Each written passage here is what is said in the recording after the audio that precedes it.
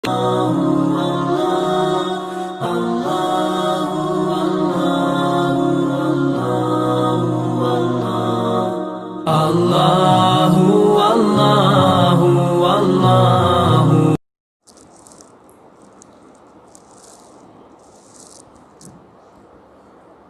عليكم ورحمة الله وبركاته.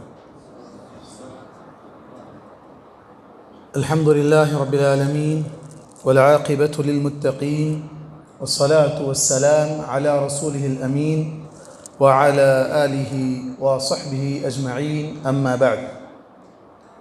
قال الله تبارك وتعالى في كلامه المجيد والفرقان الحميد: إن الذين يتلون كتاب الله حق تلاوته.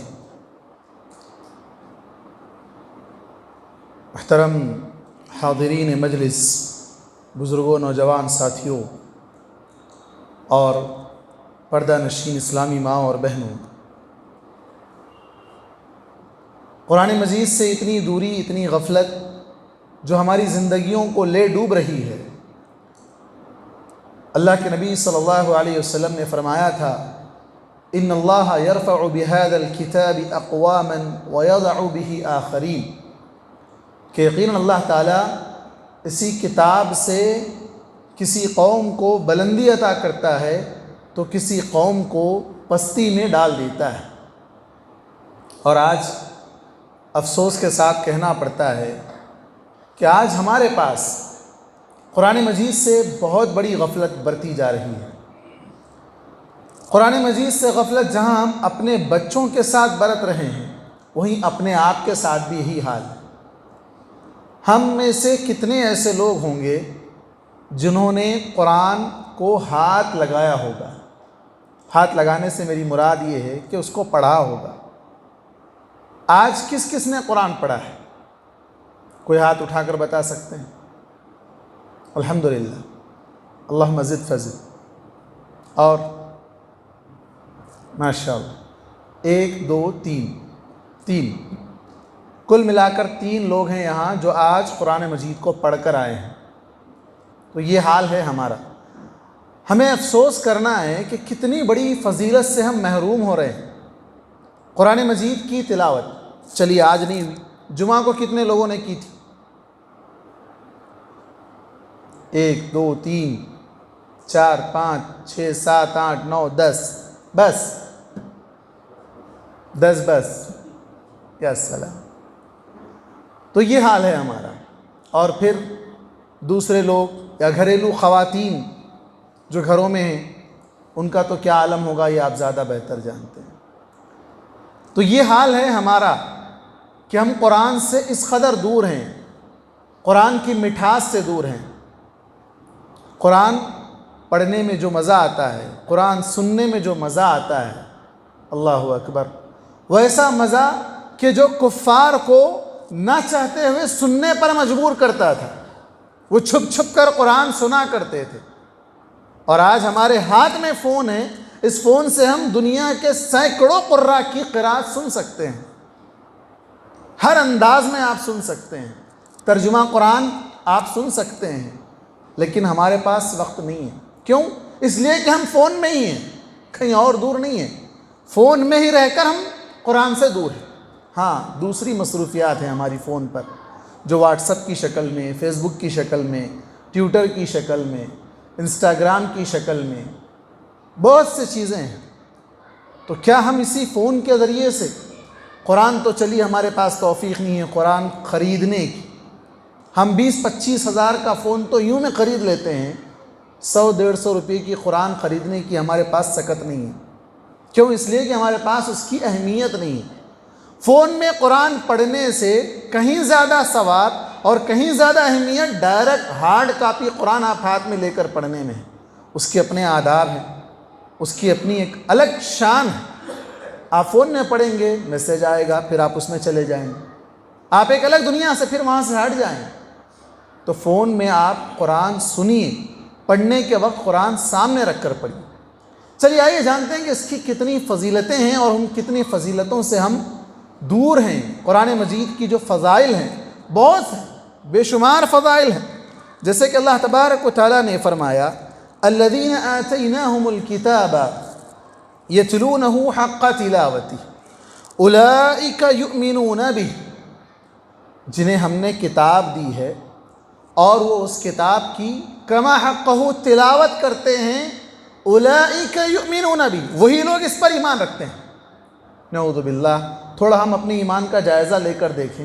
اللہ تعالیٰ کہہ رہے ہیں جو قرآن کی تلاوت کرتے ہیں وہی لوگ ایمان رکھتے ہیں۔ جو لوگ قرآن کی تلاوت نہیں کرتے ہیں وہ لوگ ایمان والے نہیں ہیں کیا؟ ہماری نظر میں تو ہے، ہم اپنی نظر میں تو سمجھتے ہیں کہ وہ ایمان والے ہیں، لیکن اللہ تعالیٰ کہہ رہا ہے اولئک یؤمنون بہ، جو کما حقہ اس کی تلاوت کرتے ہیں وہ لوگ ایمان والے ہیں۔ ومن یکفر بہ، اور جو قرآن کا انکار کرے فاولئک هم الخاسرون، وہی لوگ نقصان اٹھانے والے ہیں۔ تو اب ہم جو نقصان آج اٹھا رہے ہیں، ہم جو آج ذلت اور جو حالت آج ہماری بنی ہوئی ہے، اس کی وجہ خود قرآن ہمیں بتلا رہا ہے کہ ہم قرآن سے دوری، اسی وجہ سے آج ہماری یہ حالت ہوئی۔ جیسا کہ اللہ کے نبی صلی اللہ علیہ وسلم کی حدیث میں نے ابھی آپ کے سامنے رکھی، ان اللہ یرفع بہذا الکتاب اقواما ویضع بہ آخرین، کہ اللہ تعالیٰ اسی کتاب کے ذریعے سے کسی قوم کو ترقی دیتا ہے تو کسی قوم کو پستی میں ڈھکیل دیتا ہے۔ علامہ اقبال نے غالباً شعر کہا تھا، وہ معزز تھے زمانے میں مسلمان ہو کر، وہ معزز تھے زمانے میں مسلمان ہو کر، اور ہم خوار ہوئے تاریک قرآن ہو کر۔ اسی طرح قرآن مجید میں اللہ تبارک و تعالیٰ نے مومنوں کی صفات ذکر کرتے ہوئے فرمایا مومن تو وہ لوگ ہیں جب ان کے سامنے اللہ کا ذکر کیا جاتا ہے تو ان کے دل لرز اٹھتے ہیں۔ وَإِذَا تُلِيَتْ عَلَيْهِمْ آيَاتُهُ، اور جب قرآن کی آیت تلاوت کی جاتی ہے زَادَتْهُمْ ایمانا، ان کا ایمان بڑھتا ہے۔ قرآن پڑھنے سے ایمان میں اضافہ ہوتا ہے، قرآن کی تلاوت سے ایمان بڑھتا ہے۔ ایمان بڑھنے اور گھٹنے کی چیز ہے۔ جب انسان ایمان کے قریب ہوگا، نیک اعمال کے قریب ہوگا تو اس کا ایمان بڑھے گا، اور اگر وہ قرآن کی تلاوت نہیں کرے گا یا نیک اعمال نہیں کرے گا تو اس کا ایمان گھٹتا جائے گا۔ جیسے کہ آج آپ اس کو سمجھ سکتے ہیں کیسے بڑھے گا کیسے گھٹے گا۔ فون کی بیٹری ہے، چارج کریں گے تو چارج ہوگی، نہیں کریں گے تو چارجنگ لو ہوتی رہے گی۔ ایسا نہیں کہ آپ ایک بار چارج کر کے رکھ دو تو وہ چارجنگ ختم نہیں ہوگی، ختم ہوتی جائے گی۔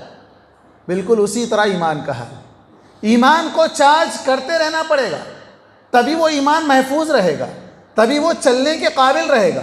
چلنے سے میری مراد اللہ کے پاس اس ایمان کا اعتبار ہوگا، ورنہ کیا فائدہ ہے ایسے ایمان کا جو ہمیں نیکی اور برائی کی تمیز نہ سکھائے، حلال و حرام کا فرق نہ سکھائے، تو کیا فائدہ ہے؟ ظاہر میں تو ہم مسلمان، ہمارا گھریلو پورا خاندان مسلمان، پھر ہماری حالت یہ ہے کہ ہم قرآن کو ہاتھ تک نہیں لگاتے ہیں، قرآن مجید کو ہاتھ تک نہیں لگاتے ہیں۔ پھر اسی طرح اللہ تبارک و تعالیٰ نے ان لوگوں کے تعلق سے کہا جو بہانہ بناتے ہیں کہ ہمیں قرآن پڑھنا نہیں آتا۔ اب کئی لوگوں کے دل میں یہ سوال آیا ہوگا، بھائی سوال یہ پبلک میں پوچھنے کا تھا کیا؟ کون قرآن پڑھے کون قرآن نہیں پڑھے، ہماری عزت کی بے عزتی کر دی، ہماری دھجیاں اڑا دی۔ نہیں، آپ کو احساس دلانے کے لیے کہ آپ کتنے پانی میں ہیں، یہ نہیں کہ آپ کو یہاں پر ذلیل کرنا مقصد تھا، آپ کو احساس بھی ہو کہ آپ کتنی بڑی غفلت میں پڑے ہوئے ہیں۔ یہ ندامت، دنیاوی ندامت، یہ 20-25 لوگوں کے سامنے کوئی ندامت نہیں ہے۔ جب کل قیامت کے دن سارے لوگوں کے سامنے ہوں گے، وہاں کی ندامت کیسی ندامت ہوگی؟ اللہ کے نبی صلی اللہ علیہ وسلم نے تو ہمیں دعا سکھلائی ہے کہ اللہ ہمیں قیامت کے دن کی ندامت سے محفوظ رکھ، وہاں کے پچھتاوے سے محفوظ رکھ۔ دنیا کی ندامت کچھ نہیں ہے، یہاں تو ہم پہلے سے بے حس ہیں، کچھ بھی بولو چلے گا، کچھ بھی بولو ہم کو چلے گا، ادھر سنا ادھر نکال دیا۔ یہ حالت آج ہماری یہاں ہے، یہاں چلے گا لیکن وہاں نہیں چلے گا۔ اب جو لوگ بہانہ بناتے ہیں کہ مجھے قرآن پڑھنا نہیں آتا، تو قرآن پڑھنے کے لیے کیا کرنا پڑے گا؟ سب سے پہلے کیا کرنا پڑے گا؟ ٹائم دینا پڑے گا۔ ہمارے پاس ٹائم نہیں ہے، پہلے ہمیں ٹائم دینا پڑے گا، وقت نکالنا پڑے گا۔ ہمارے روزانہ کے جو جدول ہے، شیڈول ہمارا بنا ہوا ہے، اس کے اندر روزانہ کم از کم 1 گھنٹہ قرآن کے لیے نکالنا ہوگا۔ اس کے بعد کیا کرنا پڑے گا؟ اس کے بعد امام صاحب یا مولوی صاحب جو بھی ہیں ان سے رابطہ کرنا پڑے گا کہ میں آپ کے پاس قرآن سیکھنا چاہتا ہوں۔ اب بہت سے مولوی صاحب ایسے بھی ہیں، نہیں تم نہیں سیکھ سکتے، تم نہیں پڑھ سکتے، اب تمہاری عمر ہو گئی، ختم ہو گیا، بچپن میں ہی پڑھ لینا تھا، تب وہ کہاں جائے؟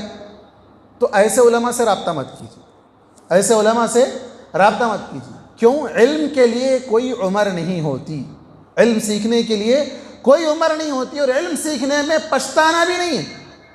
جو شرماتا ہے کہ میں جاؤں گا، چھوٹے چھوٹے بچے بیٹھے ہوئے ہوں گے، مجھے کیا سمجھیں گے؟ یاد رکھیں اللہ کے نبی صلی اللہ علیہ وسلم نے فرمایا خیرکم من تعلم القرآن وعلمہ، تم میں سب سے بہتر آدمی وہ ہے جو قرآن کو سیکھے اور سکھائے۔ آپ سیکھنے والے بن کر آ رہے ہیں تو آپ بہتر ہیں، سکھانے والا استاد اگر آپ کو سکھانے کے لیے نہیں شرماتا ہے اور وہ آپ کو سکھاتا ہے تو وہ بھی بہتر ہے۔ تو خیرکم من تعلم القرآن وعلمہ۔ حیدرآباد کی ایک بہت بڑی مسجد ہے، مشہور مسجد ہے، میں نام نہیں لیتا، بہت مشہور مسجد ہے۔ وہاں کے صدر صاحب کے والد صاحب جنہیں قرآن کے صرف 5-6 سورے چھوٹے چھوٹے یاد تھے، عمر کافی بڑی تھی، وہ مجھ سے ایک دن آ کر کہنے لگے کہ میں روزانہ ایک نماز سے دوسری نماز تک یہیں بیٹھتا ہوں اور یہی 5-6 سورے پڑھتا رہتا ہوں۔ بھلا سنائیے کیا کیا ہے؟ سنائے، بے شمار غلطیاں تھیں، میں نے اس کی اصلاح کی، پھر وہ 2 دن بعد یاد کر کے آئے، پھر سنائے، ٹھیک تھا۔ تو میں نے کہا کیوں نہیں آپ تھوڑا اور آگے بڑھتے، اسی پر کیوں اکتفا کرتے؟ یہ 5-6 سورے سے کیا ہوگا؟ آپ کی عمر تو اتنی نکل گئی، ابھی جو عمر باقی ہے۔ تو بولے کیسے سیکھوں میں، اب تو مجھ سے ہوتا ہی نہیں۔ کیوں؟ اس لیے کہ مولوی صاحب نے کہا اب یہ عمر میں نہیں سیکھ سکتے آپ۔ کون سے مولوی صاحب نے کہا؟ فلاں مولوی صاحب نے کہا۔ بولا کتنے افسوس کی بات ہے کہ ایک آدمی جو سیکھنا چاہتا ہے اس کو رکوا دیا گیا۔ ایک آدمی جو سیکھنا چاہتا ہے، اس کے اندر جذبہ ہے، تڑپ ہے، شوق ہے، اس کو روک دیا گیا یہ کہہ کے تمہاری عمر نہیں ہے۔ صحابہ اکرام کے دور کو دیکھیں، لوگ ایمان لاتے تھے کس عمر میں؟ کیا سب بچپن کی عمر میں ایمان لاتے تھے؟ کیا بڑھاپے میں بوڑھے لوگ ایمان نہیں لائے تھے؟ کیا وہ لوگ قرآن پڑھنا نہیں سیکھے تھے؟ قرآن نے تو یہ کہا وَلَقَدْ يَسَّرْنَا الْقُرْآنَ لِلذِّكْرِ فَهَلْ مِن مُدَّكِرٍ، ہم نے قرآن کو آسان کر دیا، ہے کوئی نصیحت حاصل کرنے والا؟ اللہ کا وعدہ ہے ہم نے آسان کر دیا، اور بندے کہیں گے تم نہیں سیکھ سکتے۔ کتنے افسوس کی بات ہے۔ تو پھر اس کے بعد کیا کرنا پڑے گا؟ آپ نہیں پڑھو، ہم پڑھ دیتے، ہم کو اتنا پیسہ دے دو۔ بھائی اس کا خبر میں آپ جائیں گے، اس کی خبر میں، جس کی خبر میں اس کو جواب دینا ہے، جس کے نام اعمال ہے اس کو حساب دینا ہے۔ تو کون کون سی ذمہ داریاں علماء اٹھائیں گے پیسوں کی خاطر؟ تو قرآن پڑھنے کے لیے کوئی عمر نہیں ہوتی، ہر عمر میں قرآن کو پڑھنا ہے اور سیکھنا ہے، سیکھنے میں جھجک اور شرم محسوس نہیں کرنا چاہیے، چاہے وہ چھوٹے ہوں یا بڑے ہوں۔ بلکہ آپ دیکھیں گے محدثین میں بڑے بڑے محدثین ایسے بھی گزرے ہیں جنہوں نے اپنے شاگردوں سے حدیث لی ہے، اپنے شاگردوں سے حدیث لی ہے۔ استاد تھے اپنی جگہ، لیکن وہ شاگرد کے پاس کوئی اور جگہ سے حدیث آئی ہے جو ان استاد کے پاس نہیں ہے، تو وہ بھی حدیث لیتے تھے۔ تو یہ طریقہ نہیں ہے کہ ہم عمر کی وجہ سے جھجک محسوس کر کے ہم قرآن سیکھنا چھوڑ دیں، بلکہ قرآن سیکھیں، قرآن کو حاصل کریں۔ اللہ تبارک و تعالیٰ نے قرآن مجید کی تلاوت کرنے والوں کے تعلق سے کہا کہ یہ ایسی تجارت ہے جس میں خسارہ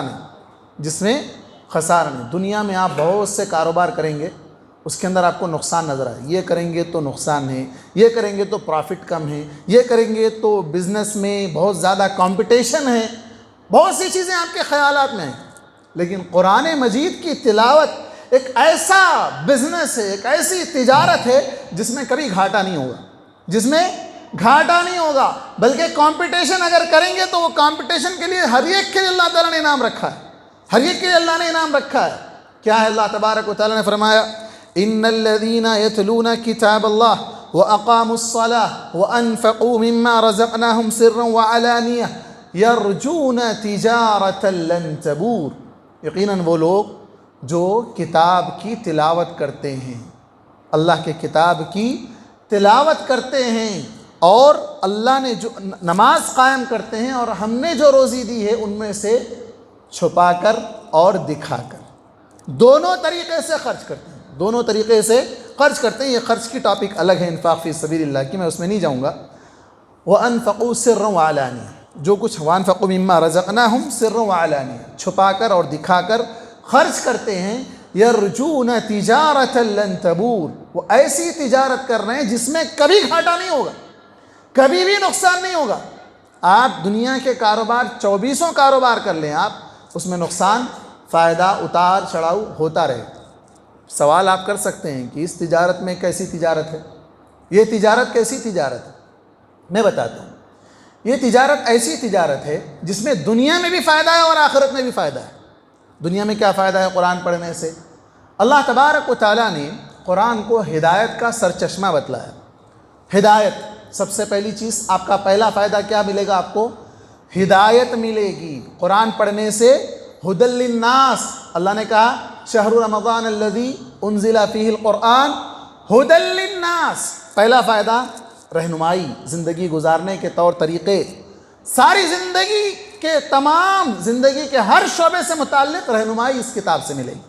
دوسرا وبینات من الہدی والفرقان، حق و باطل کا فرق سمجھ میں آئے گا قرآن پڑھیں گے تو۔ قرآن آپ کو اٹھانے کیوں نہیں دیا جاتا ہے؟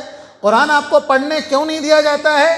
کیونکہ آپ حق کو سمجھ لیں گے، اس لیے آپ کو قرآن سے دور رکھا جاتا ہے۔ گزشتہ اتوار اسی ٹائم پر میں کریم نگر میں پروگرام کر رہا تھا، وہاں ایک صاحب ہیں جو نئے نئے حق کے قریب آئے ہیں، انہوں نے کہا کہ میں اپنی عمر کے 30-35 سال کے قریب میں فلاں فلاں جماعت میں وقت گزارا، بہت وقت دیا، فلاں کیا، لیکن اللہ نے مجھے ہدایت دی، میں کسی کا نہ بیان سنا نہ کسی کی تقریر سنا، میرے دل میں خیال آیا کیوں نہ میں قرآن کو اٹھا لوں، کیوں نہ میں قرآن کو پڑھوں۔ میں قرآن پڑھتا گیا، میرے سامنے دروازے کھلتے گئے۔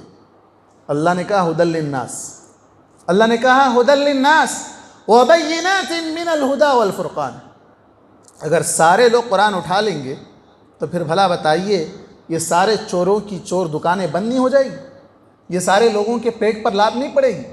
پڑے گی۔ تبھی تو لوگوں کو قرآن سے روکا جاتا ہے، تبھی تو لوگوں کو قرآن کے ترجمے پڑھنے سے روکے جاتے ہیں۔ کیوں؟ تم نہیں سمجھ سکتے، اس کے لیے 14 علوم کی ضرورت ہے، اس کے لیے فلاں چیز کی ضرورت ہے۔ اور دوسرا فائدہ بابرکت ہے، قرآن کا پڑھنا برکت ہے، پڑھوانا برکت نہیں ہے، پڑھوانا برکت نہیں ہے۔ کاروبار کے لیے غلے پہ بلا کر پڑھانا یہ برکت نہیں ہے، قرآن پڑھنا برکت ہے۔ اور قرآن کو سمجھ کر پڑھنا، غور و فکر کر کے پڑھنا، ایسا نہیں کہ بس پڑھتے چلے جائیں، پڑھتے چلے جائیں، یہ نہیں۔ اللہ تبارک و تعالیٰ نے فرمایا کہ ہم نے اس کو بابرکت نازل کیا ہے، انزلناہ مبارکا، بابرکت، پڑھو گے تو برکت ہوگی۔ ہاں یہاں ایک مسئلہ یہ بھی ہے، قرآن برکت ہے، لوگ کیا کرتے ہیں برکت کو چومتے ہیں، آنکھوں پہ لگاتے ہیں، سینے پہ لگاتے ہیں، گھر میں رکھتے ہیں۔ برکت ہے، قرآن برکت ہے، ہم اس کو اٹھا کر رکھتے ہیں جزدان میں لپیٹ کر، جس پہ جالے چڑھ جائیں، دھول چڑھ جائے، دکان میں رکھ کر، برکت ہے، رکھنا برکت نہیں ہے۔ آگے اللہ نے کہا لیدبروا آیاتہ، جو اس کی آیتوں میں غور و فکر کرے گا، تدبر کرے گا، اس کے لیے برکت ہے، اس کے لیے برکت ہے۔ اب ہم برکت کے حصول کے لیے کہاں جاتے ہیں؟ گزشتہ جمعہ شیخ محترم کا خطبہ تھا، آپ یوٹیوب پر دیکھیے، برکت اور تبرک، کیسے برکت حاصل کرنا ہے، کن چیزوں سے برکت لینا ہے۔ یوٹیوب پر مزید توحید آپ ٹائپ کریے، اس میں آپ کو مل جائے گا، شیخ کا طویل خطبہ ہے جو تبرک اور برکت سے متعلق ہے۔ اس کے بعد اس کی فضیلت میں اور بھی احادیثیں ہیں۔ اللہ کے نبی صلی اللہ علیہ وسلم نے فرمایا قرآن میں جو آدمی ماہر ہے، ایکسپرٹ ہے، اچھا پڑھتا ہے، قاری جسے ہم کہتے ہیں، کیا کہتے ہیں؟ قاری، بہترین آواز، تجوید، لحن، ہر چیز سپر ہے، تو اللہ کے رسول صلی اللہ علیہ وسلم فرمایا الماہر بالقرآن مع السفرۃ الکرام البررہ، کل قیامت کے دن معزز فرشتوں کے ساتھ ہوگا، وہ VIP ہوگا اس کا مقام۔ تو کیا ہم نہیں بننا چاہیں گے وہ مقام تک پہنچنا ہم نہیں چاہیں گے؟ کیا ہم ہماری اولاد کو اس مقام پر دیکھنا نہیں چاہیں گے؟ تو کیوں ہم دور رکھتے ہیں اپنی اولاد کو؟ کیوں ہم قرآن سے ہم خود دور ہیں؟ سینے پر ہاتھ رکھ کر تنہائی میں بیٹھ کر سوچیں کہ مجھے قرآن کتنا پڑھنا آتا ہے، مجھے قرآن کتنا یاد ہے، میری بیوی کو کتنا قرآن پڑھنے آتا ہے، میری ماں کو کتنا پڑھنا آتا ہے، میرے بہن کو کتنا پڑھنا آتا ہے، میرے بھائی کو کتنا پڑھنا آتا ہے، پھر بھی ہم مسلمان کہلاتے ہیں اپنے آپ کو۔ کیوں نہ سب مل بیٹھ کر وقت نکالیں، سب مل بیٹھ کر پڑھیں، قرآن کو سمجھیں، اتنی بڑی فضیلت۔ اب آپ کے دل میں یہ سوال آئے گا کہ وہ تو ماہر جو لوگ ہیں، ایکسپرٹ ہیں، مسجد کے امام صاحب ہے، باہر جو بچے مدرسے میں پڑھتے ہیں، ان لوگوں کے لیے وہ ثواب ہے۔ ہم کو اٹک اٹک کر پڑھنا آتا ہے تو ہمارے لیے کیا ہے؟ اس کے لیے بھی ثواب ہے، ڈبل ثواب ہے۔ مقام وہ نہیں ہے، مقام اگرچہ کہ کم ہے لیکن ثواب ڈبل ہے۔ کیسے؟ اللہ کے نبی صلی اللہ علیہ وسلم نے کیا فرمایا تھا ثواب کے تعلق سے کہ الف لام میم یہ 3 حرف ہیں، ایک حرف نہیں ہے، 3 حرف ہیں، اور تینوں میں ہر ایک حرف کا ثواب الگ الگ ہے۔ ہر ایک حرف پر 10 نیکیاں ہیں۔ کتنی ہو گئی الف لام میم پڑھنے پر؟ 30 نیکیاں۔ کتنا ٹائم لگا؟ الف لام میم 1 سیکنڈ 2 سیکنڈ، زیادہ سے زیادہ 2 سیکنڈ۔ 2 سیکنڈ میں 30 نیکیاں۔ تجارت میں گھاٹا ہوا؟ گھاٹا ہوا؟ نہیں ہوا۔ 10 نیکیاں سے 30 نیکیاں ایک حرف کی۔ اور اگر آپ اخلاص کے ساتھ پڑھیں گے تو اللہ تبارک و تعالیٰ اس کو بڑھا چڑھا کر دے گا۔ کتنا بڑھائے گا؟ اللہ تعالیٰ ثواب دینے کے 3 طریقے رکھا ہے۔ پہلا، ایک نیکی کو بڑھا کر 10 کر دے گا، 10 کر دے گا۔ دوسرا، ایک نیکی کو بڑھا کر 700 تک دے گا، 700 نیکیوں کے برابر دے گا۔ تیسرا، اللہ یضاعف لمن یشاء، 700 سے بڑھا کر جتنا چاہے دے گا۔ اب بتائیے اس سے بڑا پروفٹ کہیں ملے گا؟ 700%۔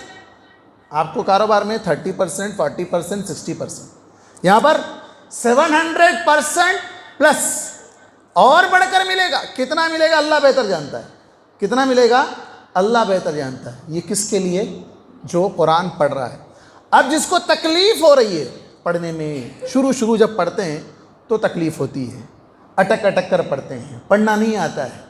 اللہ کے نبی صلی اللہ علیہ وسلم فرمایا الذی یتتعتع فی القرآن، قرآن اٹک اٹک کر پڑھنے والے کے لیے فلہ اجران، اس کے لیے ڈبل اجر ہے، اس کے لیے ڈبل اجر ہے۔ ایک اس کی تکلیف اٹھانے پر نہ آتے ہوئے بھی کوشش کر رہا ہے، محنت کر رہا ہے، ٹائم دے رہا ہے، پھر ساتھ میں پڑھ بھی رہا ہے تو اس کے لیے ڈبل اجر۔ تو آپ اس کو ملٹیپل کر لیں، یہاں 700 پلس مل رہا ہے تو 1400 پلس ہو گیا۔ نیتوں پر ہے سارے اعمال کا دار و مدار نیتوں پر ہے۔ آپ اٹک اٹک کر پڑھتے رہیں گے اس ثواب کی حرص میں کہ مجھے اتنا زیادہ ثواب مل رہا ہے، تو ایک دن وہ آئے گا کہ آپ ایکسپرٹ بن جائیں گے، الماہر بالقرآن آپ بن جائیں گے۔ تو اس لیے ہمیں اس کو چھوڑنا نہیں چاہیے۔ اسی طرح اللہ کے نبی صلی اللہ علیہ وسلم نے یہ بھی فرمایا کہ تم میں سے کون ہے جو اس بات کو پسند کرتا ہو کہ وہ بطحان یا عقیق نامی مقام پر جائے اور وہاں جا کر 2 لحیم شہیم موٹی بھاری بھرکم اونٹ کو قربان کرے۔ وہاں جا کر اونٹ کو، یعنی مراد یہ تھی کہ اونٹ اس زمانے کا سب سے قیمتی جانور، اور اس میں بھی لحیم شہیم اچھا بھاری بھرکم جانور اگر کوئی خریدے، جیسے کہ سرخ اونٹ کے تعلق سے کئی حدیثیں آئی ہیں، ایک آدمی بھی اگر ہدایت پر آ جائے تو تمہیں سرخ اونٹ خرچ کرنے کا ثواب ملے گا۔ تو یہاں پر آپ صلی اللہ علیہ وسلم فرمایا، تو لوگوں نے کہا کوئی کیوں نہیں، ہر آدمی چاہتا ہے۔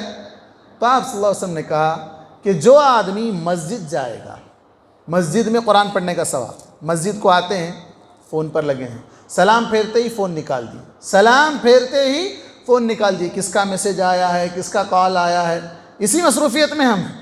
ایک آیت قرآن پڑھنا مسجد میں ایک اونٹ کو قربان کرنے کا ثواب۔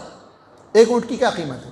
چلیے بھاری بھرکم چھوڑیے، ایک دم فرسٹ کلاس جانور نہیں، 3rd کلاس جانور بھی اگر آپ لے لیں، آج ایک اونٹ کی قیمت کیا ہے؟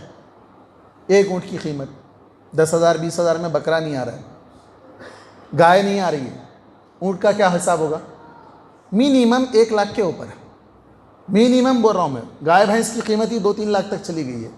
3rd کلاس اگر آپ لے لیں، 1 لاکھ روپیہ آپ خرچ کرنا بہتر ہے یا مسجد میں آ کر ایک آیت پڑھنا بہتر ہے؟ مسجد میں آ کر ایک آیت پڑھنا، قرآن بوجھ لگ جائے گا، کوئی نہیں اٹھائیں گے۔ اور دوسری مسجدوں کا تو حال یہ ہوگا کہ ساتھ کسی کا انتقال ہو گیا، پارے ڈبہ خرید کے دے دو، قرآن لا کر رکھ دو، بھر دو مسجد میں، اور یہ سمجھ لو کہ ثواب جاری ہے۔ پڑھنے والے ہی نہیں ہے تو اتنا خود کہاں سے ثواب ملے گا؟ یہ الگ مسئلہ ہے کہ اس کو ثواب پہنچے گا نہیں پہنچے گا، وہ الگ مسئلہ ہے۔ تو یہاں تو پڑھنے ہی والے نہیں ہے تو ثواب کیسے پہنچے گا؟ میں ایک مسجد میں گیا، وہاں پر ڈبوں کی لائن لگی ہوئی ہے۔ میں نے پوچھا یہ کیوں؟ کہا کہ جب بھی کوئی آدمی مرتا ہے ہم اس کی خبر میں ایک ڈبہ رکھ دیتے ہیں۔ اللہ واہ، صحیح ہے، دنیا میں پڑھنے کے لیے ٹائم نہیں ہے، وہاں بیٹھ کے لیے فل ٹائم جتنا چاہے پڑھو، پڑھے گا وہاں پر، وہاں پڑھنے کے لیے کیا موقع ملے گا؟ کیا زندگی دارالعمل ہے، یہاں عمل کرنا ہے، وہاں نہیں کرنا ہے؟ وہاں اگر کوئی آدمی خواہش بھی کرے گا، جیسے کہ حدیث میں آتا ہے کہ نیک بندہ جو اللہ تبارک و تعالیٰ کا نیک بندہ ہوگا، اس کو جب اٹھایا جائے گا تو اس کو ایسا سین اور ایسا منظر اس کی آنکھوں کے سامنے آئے گا کہ سورج غروب ہو رہا ہے اور اس کی عصر کی نماز چھوٹ رہی ہے، وہ کہے گا کہ مجھے چھوڑ دو، میں عصر کی نماز پڑھنا چاہتا ہوں۔ اس سے کہا جائے گا کہ نہیں، تمہارا وقت ختم ہو گیا۔ وہ نیک بندہ ہے، وہ نیک بندہ وہاں بھی عمل کرنا چاہے گا، اس کو ٹائم نہیں ملے گا۔ تو برے آدمی کا کیا حساب؟ اس کو تو سمجھ بھی نہیں آئے گی، ہاں لا ادری، مجھے نہیں معلوم کیا ہے، اس کا تو یہ حال ہوگا۔ محترم حاضرین، یاد رکھیں قرآن سے بڑی برکت آتی ہے۔ قرآن پڑھنے والے دنیا کے سب سے بہتر لوگ ہیں۔ آج ہماری بدترین جو حالت بنی ہوئی ہے، خستہ حالت جو بنی ہوئی ہے، اسی وجہ سے کہ ہم قرآن کو چھوڑ دیے۔ قرآن کو پڑھنا، بچوں کو پڑھانا، بچوں کے پاس اتنا بڑا سلیبس، اتنا وزن بیگ اٹھا کر لے جاتا ہے۔ قرآن ہلکی ہے، لیکن اس کو اٹھانے اور اس کو پڑھنے کے لیے ہمارے پاس وہ حیثیت ہمارے اندر نہیں رہ گئی ہے۔